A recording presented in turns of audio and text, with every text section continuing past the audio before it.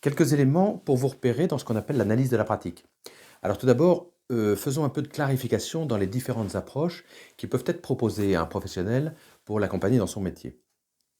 La première chose, évidemment, c'est que pour améliorer les techniques, améliorer les processus, améliorer l'utilisation des processus, des techniques et des outils, évidemment, le dispositif le plus adapté, c'est la formation. Par ailleurs, si le praticien, souhaite travailler sur sa pratique, sur la sienne, celle qui lui est originale parce que c'est lui, ce professionnel-là qui intervient face à ces situations, l'approche nécessaire, c'est l'analyse de la pratique. C'est le duo praticien plus situation de travail qui va nous intéresser. Et enfin, si ce praticien sait travailler sur lui-même, sur la manière de manière plus spécifique, de manière un peu clinique sur, ce qui le conduit à travailler de cette manière-là, évidemment, c'est la supervision qui va être la plus adaptée. Alors ces trois interventions se chevauchent, les choses ne sont pas aussi caricaturales que ça, mais cette segmentation vous donne quelques repères pour trouver un peu ce chemin. En ce qui concerne l'analyse des pratiques, le principe est de réunir des pairs dans un groupe qui va prendre du temps ensemble régulièrement pour travailler sur les situations qui préoccupent les membres de ce groupe.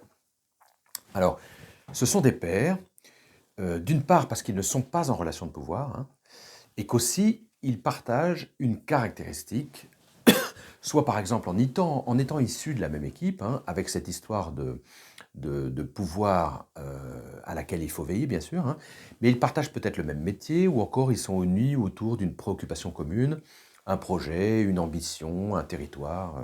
Bon. Les situations traitées sont bien sûr du champ professionnel des participants.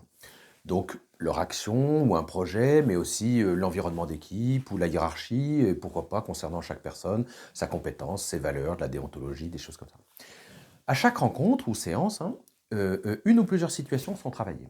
Et pour chacune, le participant va exposer la situation, et puis avec l'aide du groupe, il va mieux cerner cette situation et identifier les axes ou les actions qu'il pourrait mettre en œuvre demain pour avancer par rapport à sa problématique. Pour faire ça, il faut essentiellement deux choses, bien sûr. La première, c'est un cadre de travail, des règles qui vont régir ce groupe. Par exemple, la confidentialité des échanges, la bienveillance, l'absence de jugement entre les personnes du groupe, voilà. Autant de règles nécessaires pour que la parole se libère, tout en garantissant la sécurité de chacun. Ça va être très important. Et puis il y a une deuxième chose nécessaire pour que ce travail avance, c'est une méthode ou des méthodes de travail qui vont permettre de guider le groupe vers un résultat qu'aura déterminé le demandeur. Alors me concernant, je vais vous dire franchement, je déteste la causette, le séance de type café du commerce, où chacun raconte son affaire et puis in fine, 2 heures après, on ne sort pas grand-chose. Voilà, donc pour nous résumer, ce qui est très important, c'est du cadre et des méthodes de travail. Et puis l'intervenant est là pour faire advenir le cadre, bien sûr, et faire avancer le travail suivant les méthodologies. Et pour faire ça, bien sûr, il est formé, il est expérimenté et supervisé sur sa pratique.